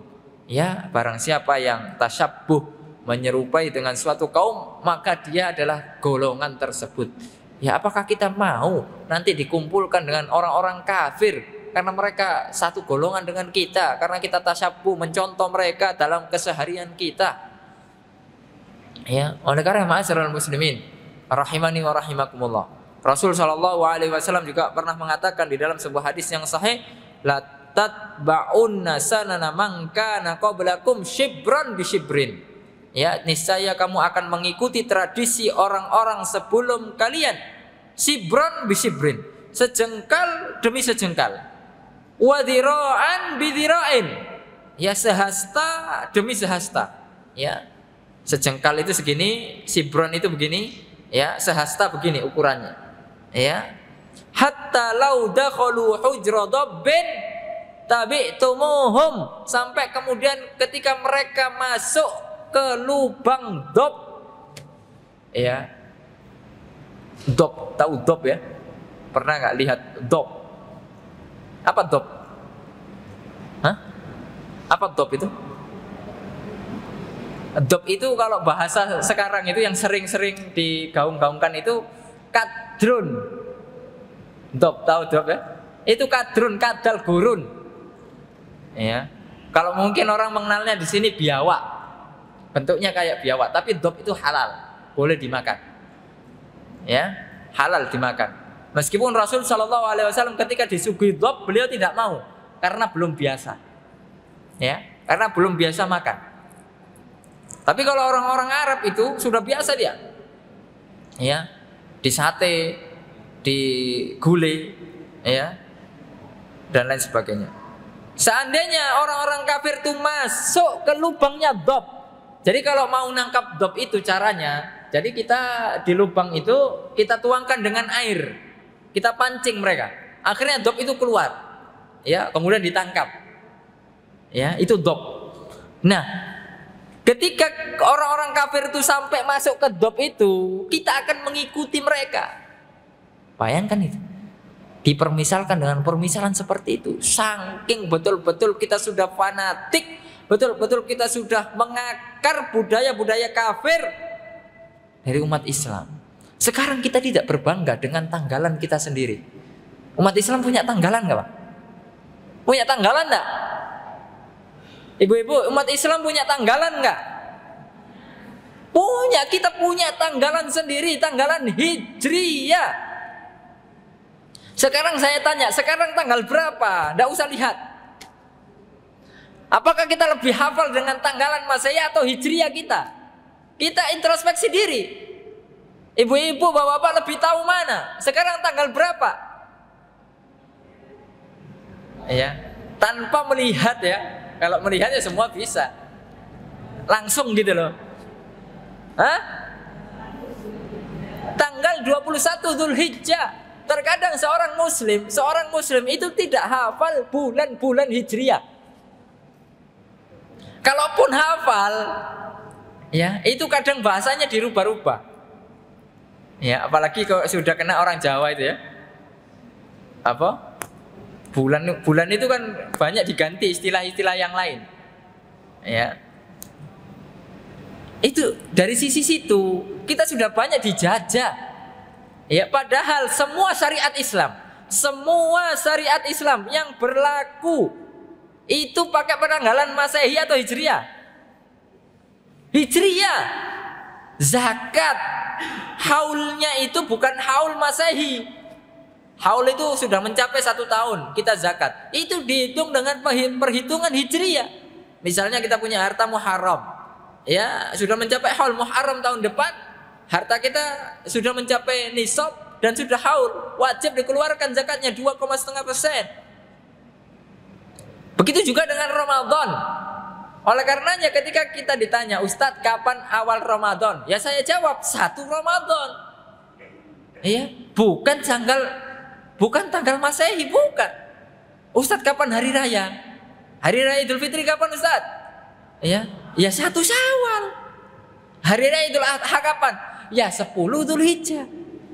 Ya. Kemudian kalau kita mau jawab Masehinya ya tidak masalah, bertepatan dengan titik-titik Masehi. Tapi jangan Masehi dulu. Ustadz, hari raya Idul Adha kapan Ustadz? 10 Juli. Tidak ada. Tidak ada 10 Juli itu. Ya, tapi 10 Dzulhijjah dengan bertepatan misalnya 10 Juli 2022. Itu baru betul. Tapi kalau kemudian Masehinya dikedepankan, ini menjadi muskilah, menjadi masalah. Ya, belum lagi syariat puasa, itu semuanya memakai tanggalan-tanggalan, kalender-kalender Hijriah. Ya, sehingga umat Islam terkadang tidak tahu. Ya, bahkan sebagian kita mungkin juga tidak tahu. Ada 12 bulan. Ya, yang kadang orang belum hafal. Ada nggak yang sudah hafal 12 bulan? Ibu-ibu, saya kasih hadiah. Siapa yang bisa jawab? Sebutkan 12 bulan Hijriyah.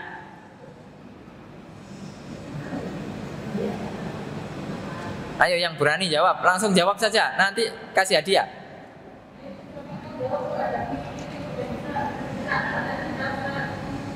Ayo.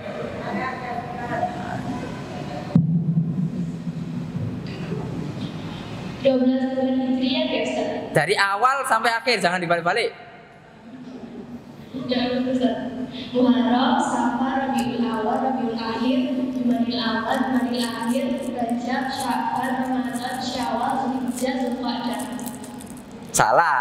Ya, Dzulqa'dah, Dzulhijjah. Betul tak Bu? Betul nggak? Nah betul, bagus. Ya, jadi ingat, diawali bulan apa Hijriah itu diawali dengan Muharram, ditutup dengan Dzulhijjah. Sekarang kita berada di penghujung tahun. Ya. Bulan depan sudah tahun baru. Ya bukan berarti kita rayakan tahun baru, bukan, tapi memang tahunnya baru, ganti lagi Muharram. Ya. Baik, itu nanti hadiahnya diambil. Ma'asyiral muslimin rahimani wa rahimakumullah. Mereka orang-orang kafir itu akan senantiasa kemudian tidak puas ya sampai kita mengikuti agama mereka. Ya. Sampai kita mengikuti agama mereka. Jangan kemudian orang-orang kafir itu, Ustadz, mereka baik kok. Enggak ada baik-baiknya, enggak ada. Ya. Hatinya itu enggak ada baik-baiknya. Benci terhadap Islam. Kalau mungkin secara zahir iya, baik-baik sama kita iya. Ya. Ustadz kok tahu? Ya Allah Subhanahu wa taala mengatakan. Ya. Allah Subhanahu wa taala mengatakan dalam Al-Qur'an itu ya, bahwasanya walan tardo, ya, lan. Ingat di sini. Kalau kita bisa bahasa Arab, kita tahu walan. Lan itu kalau sudah pakai lan beda dengan lam. Jadi kalau dalam bahasa Arab itu nafi itu ada beberapa, lam, lan, la gitu ya. Ini ada lan. Walan tardo angkal yahud walan nasara hatta tattabi'a millatahu. Ya, tidak akan ridho, lan tidak akan ridho selama-lamanya. Itu kalau kita mengartikan huruf lan itu. Ya, karena lan di situ adalah lan litakbid, selama-lamanya. Tidak akan ridho selama-lamanya orang Yahudi, orang Nasrani sampai kamu umat Islam mengikuti agama mereka. Walaupun tidak mengikuti agama mereka, minimal kita mencontoh mereka, ikut ajaran-ajaran mereka. Tuh, ya, tasyabuh. Dibuatlah kemudian apa? Kira-kira perayaan-perayaan yang kemudian dilakukan oleh umat Islam sekarang itu apakah bukan tasyabuh? Ya, itu adalah tasyabuh bil kufar yang kemudian dipoles dengan Islam. Padahal itu tidak ada syariatnya sama sekali. Ya, contoh, mohon maaf ini tersebar ya, dan bahkan di negeri kita ya tercinta ini Indonesia, ya. Saya kasih contoh satu saja. Apakah pernah Nabi Muhammad SAW dan para sahabatnya, kemudian generasi emas, tabi'in, tabi'ut tabi'in, dan a'imah arba'ah itu merayakan hari kelahiran Nabi Muhammad SAW? Sepanjang sejarah tidak pernah kemudian dirayakan sebagaimana kita saksikan hari ini. Kelahiran Nabi Muhammad SAW dirayakan, tidak pernah. Dan yang pertama kali merayakan hari lahir Nabi Muhammad SAW adalah orang-orang zindik, orang-orang munafik dari kalangan Syiah. Bayangkan. Lalu kemudian dilestarikan, dan ini kemudian terjadilah penyimpangan-penyimpangan sampai kita saksikan miris. Kadang sampai membuat apa? Pohon maulid. Pernah menyaksikan? Pohon maulid. Mereka ingin mencontoh kalau orang Nasrani punya pohon apa? Pohon apa? Pohon Natal. Dibuatlah pohon maulid, di situ dikasih hadiah-hadiah. Memang tujuannya bagus, niatnya bagus. Kita tidak menyalahkan niatnya, tidak. Tapi memang itulah tujuan orang-orang kafir untuk merusak ya umat Islam. Dibuatlah tasyabuh agar umat Islam ini mencontoh, sehingga umat Islam lupa terhadap sunnah, terhadap syariat, lebih cinta, lebih kemudian semangat melakukan hal-hal yang tidak disyariatkan tersebut. Saya tanya, ketika terjadi perayaan tersebut, ya, ketika terjadi perayaan tersebut, ramenya luar biasa, ya atau tidak? Ketika perayaan itu selesai, taruhlah perayaan itu dimulai dari sore hari sampai kemudian waktu maghrib, ya, kebanyakan dari mereka tidak kemudian mengagungkan sholat berjamaah. Ya, kalau dilakukan misalnya di lapangan, masjidnya sepi. Lihat, syariat ditinggalkan yang sudah jelas, akan tapi melakukan sesuatu yang tidak jelas, yang memang itu niatnya baik. Tidak ada syariatnya di dalam agama kita. Oh, kemudian dicarikanlah dalil-dalil untuk mendukung itu. Nanti kalau tidak kemudian dicarikan dalil, proyeknya habis, tidak dapat lagi uang dari situ. Kembali lagi ke masalah uang nantinya, kembali lagi ke penghasilan. Kalau kita kemudian larang tradisi 7 hari, itu bagaimana orang-orang yang sudah mencari penghasilan baca Quran di situ? Orang cari makan di situ akan terganggu. Padahal itu sama sekali bukan dari agama kita. Tasyabuh bil kufar. Kemudian nanti dicarikan dalil. Ini loh dalilnya, ini dipaksakan. Ya, memaksa dalil itu adalah kebiasaan ahlul bidah. Ya. Ini harus kemudian kita jelaskan kepada umat agar umat tidak tertipu, tentunya dengan hikmah. Ya. Tapi kita harus tahu bahwasannya hal-hal tersebut syubhat, itu masuknya pada syubhat. Ya. Adalah merusak istiqomah, pemutus istiqomah. Ma'asyiral muslimin rahimani wa rahimakumullah. Itulah mungkin ya 10 kaidah ya tentang masalah istiqomah. Kita ulangi lagi dari pertama. Yang pertama adalah istiqomah itu adalah anugerah dari Allah. Ya, jadi kalau kita ingin istiqomah, mintanya kepada siapa? Kepada Allah. Ya. Kemudian yang berikutnya, yang kedua, bahwasanya hakikat sesungguhnya istiqomah.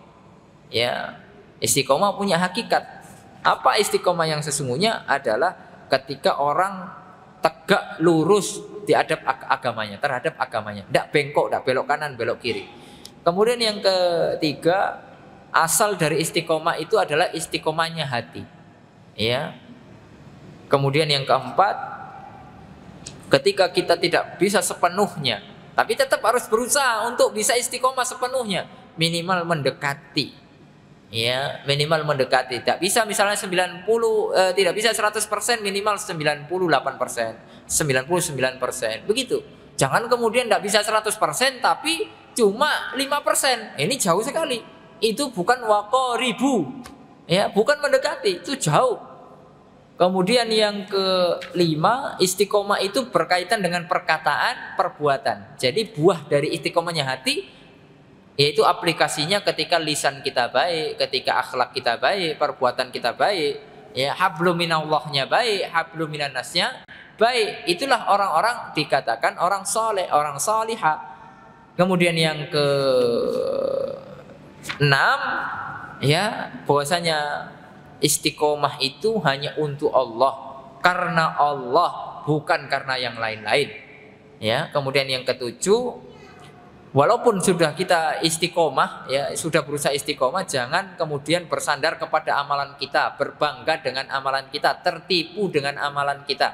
Tetap waspada, tetap takut, merasa takut kepada Allah, merasa bahwasanya amalan saya ini kira-kira semua diterima atau tidak. Kita tidak tahu. Ya, ngaji kita, sholat kita ini diterima atau tidak. Jangan bangga. Tetap kita merasa takut kepada Allah Subhanahu wa taala. Kemudian yang ke-8, bahwasanya buah dari istiqomah adalah kita bisa menjawab pertanyaan kubur, kita bisa melewati sirat yang kemudian menghubungkan antara seorang hamba dengan surga dengan mudah. Karena melewati sirat bukan karena kuat fisiknya, bukan karena dia lincah, bukan, tapi karena dia istiqomah dengan amalan-amalan soleh di masa-masa hidupnya. Kemudian yang ke-9, subuhat dan syahwat adalah penghalang dan pemutus daripada istiqomah. Subuhat itu berkaitan dengan pemikiran-pemikiran sesat. Adapun syahwat itu ya yang berhubungan dengan masalah perut dan kemaluan.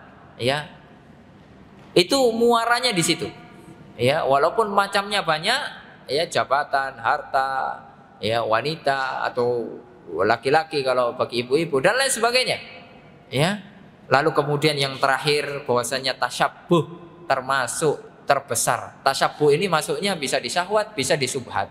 Ya, nah, ini dicontohkan karena memang besarnya pengaruh tasyabbuh ini terhadap masalah istiqomah. Orang kalau sudah tasyabbuh dan itu sudah dipoles-poles menjadi islamisasi, itu mau diingatkan lagi orang tidak mau. Ya, karena merasa sudah benar, karena merasa inilah yang hak, sehingga itu akan memalingkan seseorang daripada jalan istiqomah yang kemudian akan membinasakan kita. Ya, wal iyadu billah. Semoga Allah Subhanahu wa taala memberikan kita keselamatan, yang mana itu adalah keinginan kita untuk bisa selamat di kehidupan dunia ini, karena kehidupan kita bukan kehidupan dunia. Kehidupan kita yang hakiki adalah hayatul akhirah, kehidupan akhirat. Di dunia kita tidak lama. Ya, kita akan segera meninggalkan dunia ini cepat atau lambat. Kita hanya menunggu antrian saja. Ya, Allah mengatakan kita ini sudah divonis semua oleh Allah untuk mati. Ya, tinggal waktunya saja.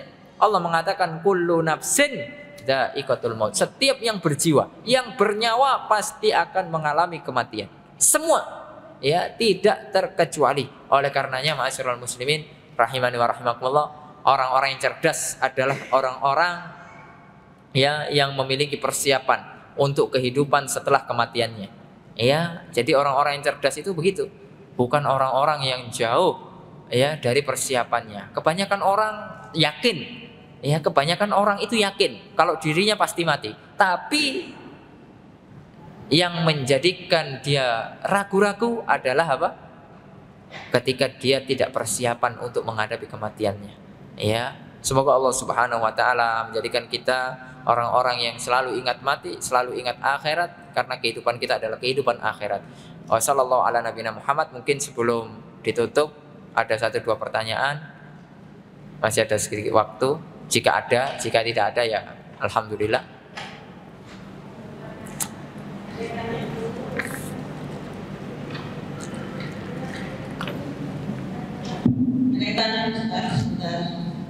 Silakan.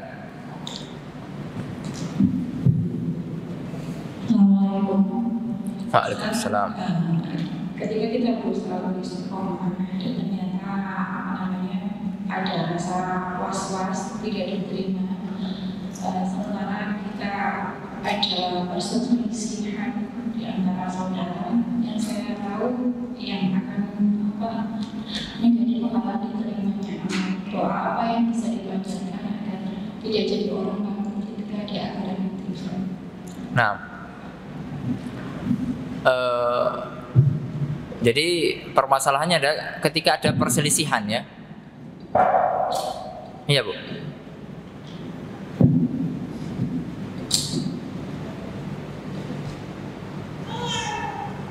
Bisa mungkin diulang? Masih belum ini. Enggak, belum tergambar.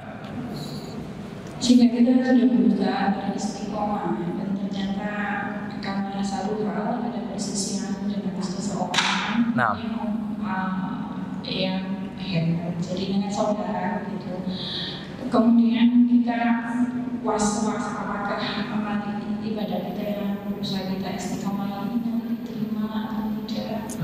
Doa apa yang bisa diandalkan Ustaz agar kita tidak jadi orang yang bangkrut di akhirat kelak? Oh iya, tetap ya, kalau kita ada perselisihan ya dengan manusia, apalagi kita, kalau kita memang yang salah, kita yang minta maaf ya, sehingga itu juga pengaruh terhadap masalah istiqomah ya. Dan doa yang kemudian diajarkan oleh Nabi itu tadi, doa iftitah itu tadi ya, ihdini limaktulifa fihi, lihat ya, ya Allah berikanlah aku hidayah terhadap apa-apa yang diperselisihkan ya. Anta tahkumu baina ibadika fima kanu fihi yakhtalifun. Engkau yang kemudian menjadi hakim ketika seorang hamba itu berselisih. Maka berilah petunjuk mana yang hak, mana yang benar. Ya. Innaka tahdi man tasha ila siratil mustaqim. Engkau yang memberikan hidayah ya kepada orang yang engkau kehendaki ke jalan yang lurus. Maka doa itu perlu diulang-ulang, karena doa itu tidak harus hanya iftitah ya. Boleh ketika kita panjatkan setelah sholat ya, di dalam sholat boleh ya. Karena itu adalah maknanya umum. Secara makna itu umum sekali ya, meminta kita agar diberikan keistiqomahan, terutama ketika kita memiliki masalah-masalah dengan apalagi saudara kita, kerabat kita. Kalaupun kita tidak salah ya, itu jangan kemudian kita was-was. Ya sudah, kita serahkan urusannya kepada Allah Subhanahu wa taala. Insya Allah kita tidak akan menjadi orang yang bangkrut. Kecuali kita memang orang yang salah, kita mengambil hak-hak mereka, kita mendolimi mereka, itu kita akan menjadi orang yang bangkrut. Ya, maka dengan sudah ngaji seperti ini, ketika kita salah, kita harus gentleman untuk minta maaf. Karena mumpung masih di dunia. Kalau sudah di akhirat nanti kita akan menjadi orang-orang yang menyesal. Ya, kita akan menjadi orang-orang yang menyesal. Kita akan dimintakan kembali, kita akan minta kepada Allah untuk kembali ya, untuk beramal soleh lagi. Tidak akan mungkin. Ya, tapi kalau kita memang tidak salah, tidak pernah makan hak-hak mereka, saudara-saudara kita, ya sudah, tinggal kita doakan semoga Allah memberikan kita hidayah semuanya dan saudara kita tersebut semoga dibukakan hatinya, dan kemudian kita minta doa kepada Allah dengan doa yang tadi, ya, yang sudah saya sebutkan tadi tentang doa iftitah, ya, itu disunahkan dibaca ketika kita sholat malam. Tapi doa itu maknanya umum, bisa kita baca kapan saja, boleh, ya, karena itu maknanya sangat umum sekali. Tapi yang disunahkan bacanya ketika sholat malam, ya, iftitah sholat malam. Wallahu taala a'lam bishawab. Silakan.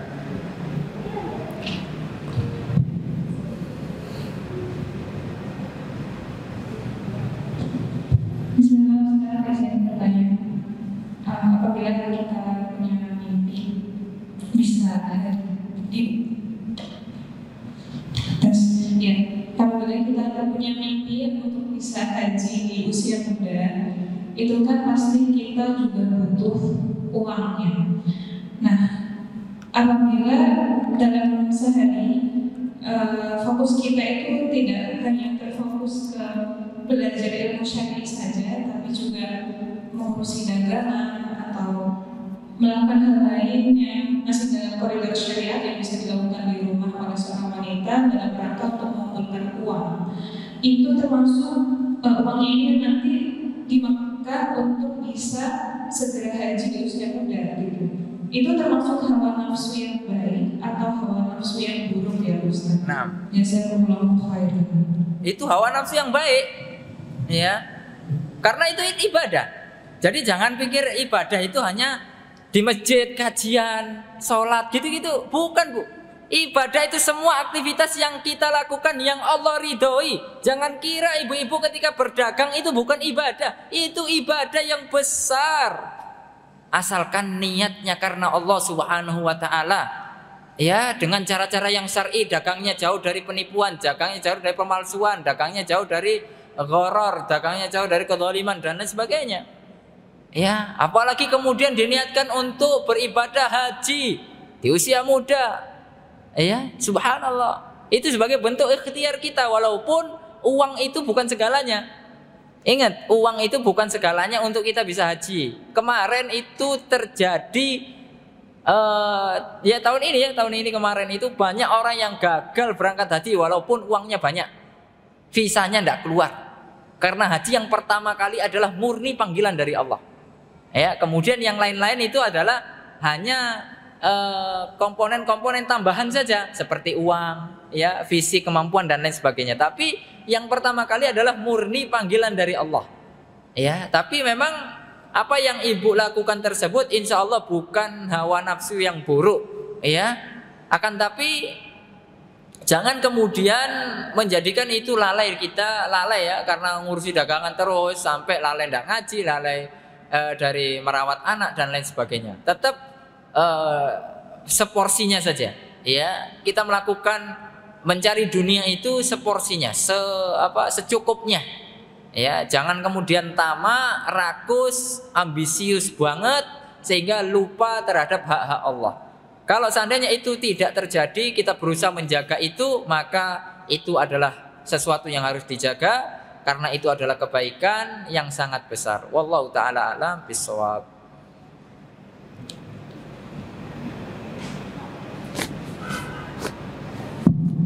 Assalamualaikum warahmatullahi wabarakatuh. Ustaz mau bertanya, jika futur itu bagaimana biar nggak sampai terlalu menjenuh? Nah, Rasul Shallallahu Alaihi Wasallam pernah mengatakan di dalam sebuah hadis yang sahih, Inna likulli ummatin fatrah, ya, Inna likulli syarratin fatrah. Sesungguhnya ada saat-saatnya dari masa semangat itu futurnya, masa-masa lemahnya, ya. Faman kanat fatratuhu ila sunnati faqad ihtada. Barang siapa yang futurnya masih dalam koridor sunnahku, masih di dalam ajaranku, maka dia telah mendapatkan hidayah. Faman kanat fatratuhu ila ghairi dzalik faqad halak. barang siapa yang futurnya itu sudah sampai melanggar syariat Allah, maka dia akan binasa. Jadi ketika kita futur, jangan sampai kemudian kita melalaikan kewajiban. Jangan sampai kita melakukan yang haram. Misalnya kita futur, kita bosan ngaji terus, ya silakan jalan-jalan, nih ya, jalan-jalan ke, kalau ibu-ibu sukanya ke mall belanja, silakan, ya, gak apa-apa, asalkan ya tetap menjaga, kalau bisa ditemani suaminya, ya, dan tidak berlebih-lebihan ketika berbelanja, silakan, ya. Kemudian misalnya bosen, ada anak-anak kita ya di pondok gitu ya, pengen jalan-jalan, silakan, tidak ada yang melarang. Ya, lakukan hal-hal yang mubah, lakukan hal-hal yang diperbolehkan dalam syariat. Ya, jalan-jalan, ya, pokoknya melakukan wisata asalkan tetap dalam koridor. Tapi kalau kemudian kita futur, kita sampai melanggar larangan Allah, misalnya saking futurnya sampai buka jilbab, wah ini sudah binasa kita. Ya, ibu-ibu misalnya futur nih, sampai buka jilbab, kemudian waliyadzubillah melakukan larangan-larangan dan yang lain sebagainya. Ini kan kemudian tidak sholat, ini kebinasaan. Ketika kita futur, misalnya kita biasa melakukan sholat rawatib, pas ketika itu futur, lemes, lemah, yang paling penting jangan tinggalkan yang wajib. Ya, boleh ketika itu kita meninggalkan yang sunnah-sunnah, nggak apa-apa.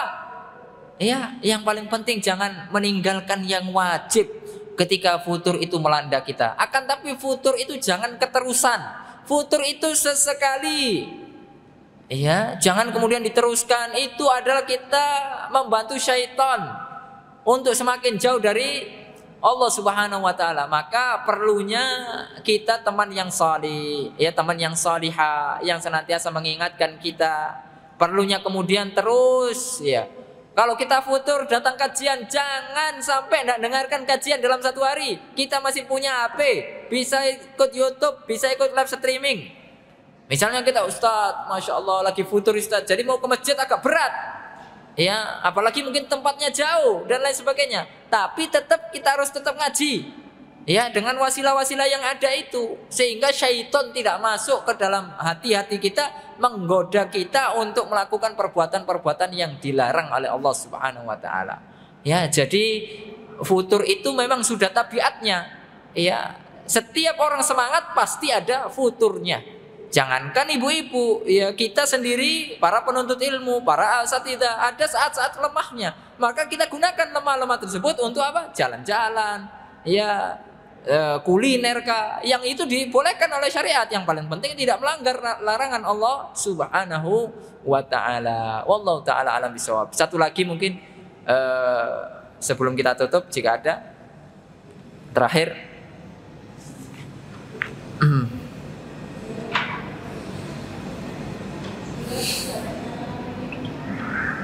Sudah habis ya? Atau bapak-bapaknya ada? Kalau tidak ada nggak apa-apa, kita tutup.